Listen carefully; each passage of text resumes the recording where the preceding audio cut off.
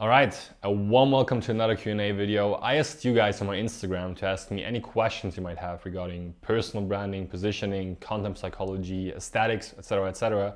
And in today's video, I want to answer some of the ones that I think are the most interesting ones, and also the ones that I got multiple times, because I think those would be the most valuable for all of you listening right now.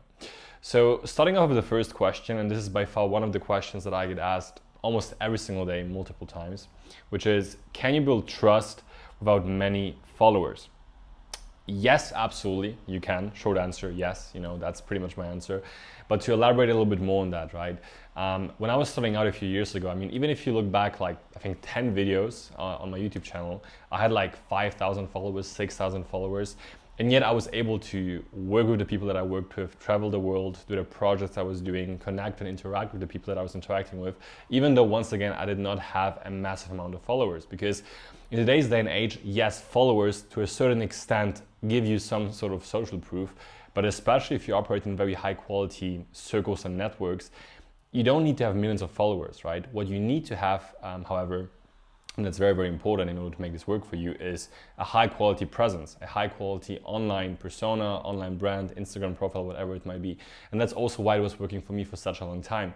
Now, obviously, with my videos on Instagram, I've been getting a lot of traction and, let's say, virality as well.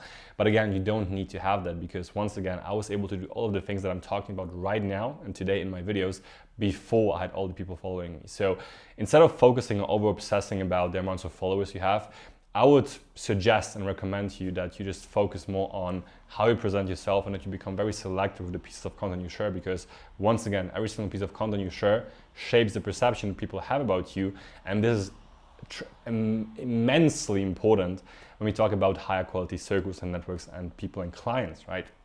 So yeah, please keep that in mind. Next question, how to create reels for that rich aesthetic?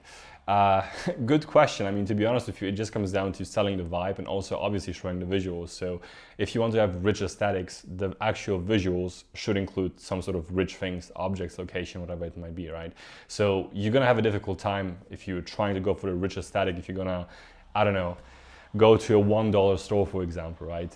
I hope you get what I'm saying. Obviously, you can make a lot of things make a lot of things look super aesthetic.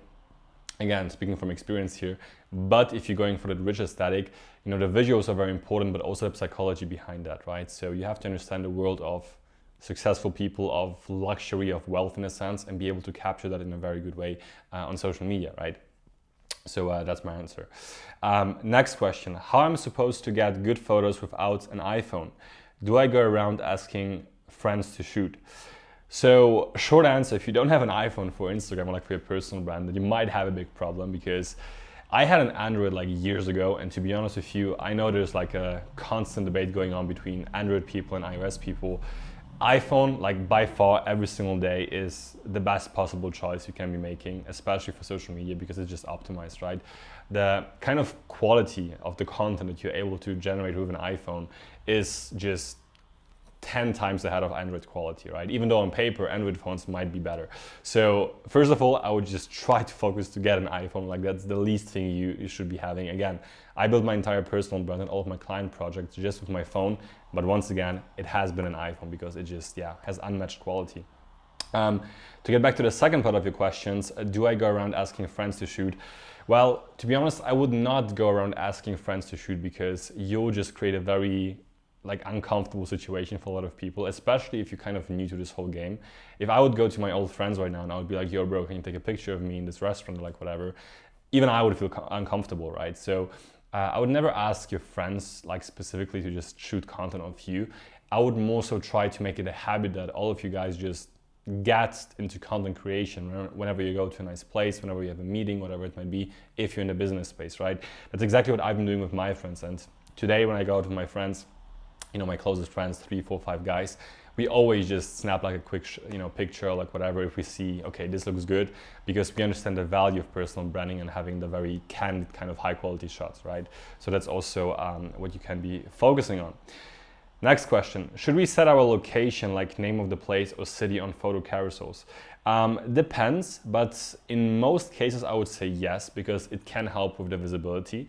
So whenever I do post something from a specific location or a specific I don't know, hotel, for example, a restaurant, I tend to tag them, even though sometimes I do not make it visible for all of the people. It's just so they get a notification, for example, because this also increases the chances that, for example, if you talk about hotels or restaurants, like these kind of things, that they will also repost your content you post, and this will also give you more reach because you kind of tap into their audiences, which should work really well for you because chances are very high that their audience is very similar to yours if you're spending time in these locations anyways, right?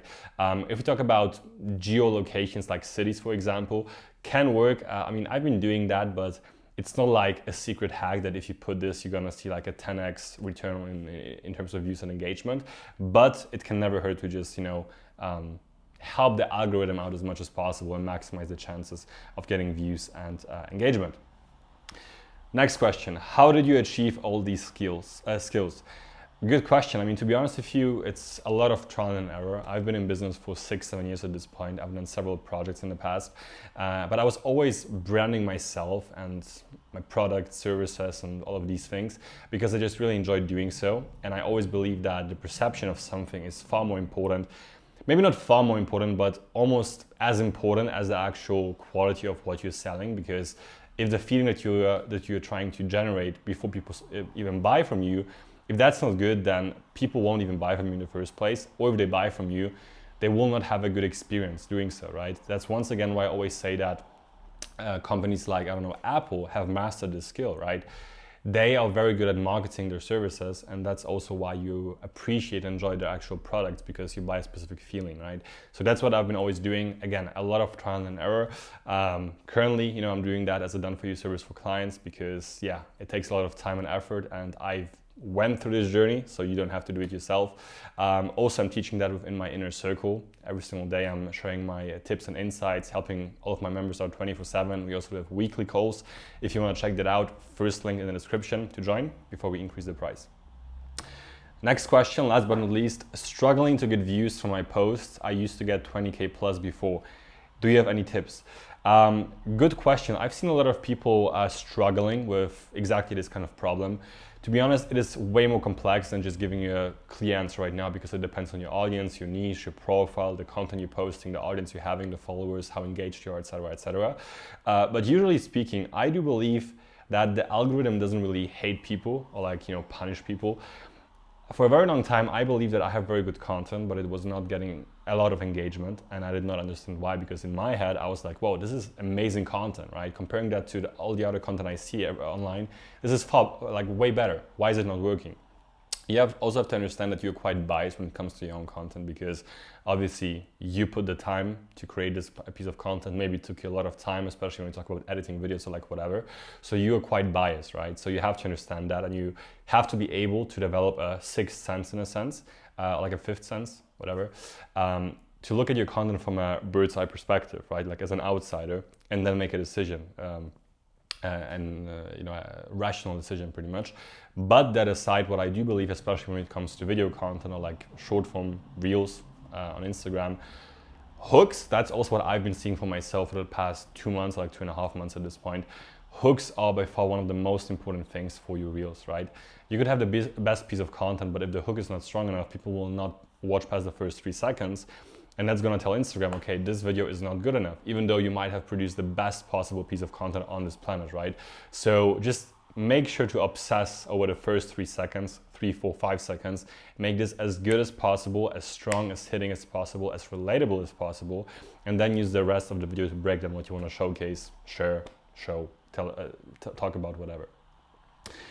And last question, how to find the best location for content? That's also something I get asked almost every single day. It really depends on what exactly you're going for, right? It comes down to your specific situation, what you want to achieve with your personal brand, how you want to be perceived, and all of these things.